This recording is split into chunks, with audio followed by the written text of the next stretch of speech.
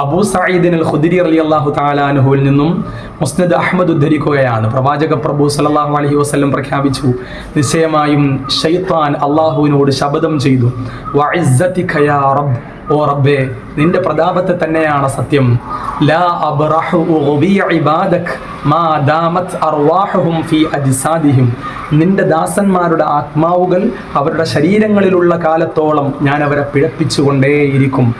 ഇബ്ലീസിന് മറുപടിയായി അല്ലാഹു തആല പറഞ്ഞു, വഇസ്സതി വജലാലി, എൻ്റെ യശസ്സിനെയും പ്രതാപത്തെയും തന്നെയാണ് സത്യം, ലാ അസാലു അഗ്ഫിർ ലഹും മസ്തഗ്ഫറൂനി, അവർ എന്നോട് പൊറുക്കലിനെ തേടിക്കൊണ്ടിരിക്കുന്ന കാലത്തോളം ഞാൻ അവർക്ക് പുറത്തു കൊടുത്തുകൊണ്ടേയിരിക്കും. പ്രിയമുള്ളവരെ, മനുഷ്യരാശിയെ പിഴപ്പിക്കുമെന്ന് ശപഥം ചെയ്തു പറഞ്ഞ ഇബ്ലീസിനോട് അവർ പൊറുക്കലിനെ തേടിയാൽ ഞാൻ മാപ്പ് ചെയ്തു കൊടുക്കുമെന്ന് അല്ലാഹു തആല തിരിച്ചു നൽകിയ മറുപടി നമുക്കെല്ലാം പ്രതീക്ഷയാണ്.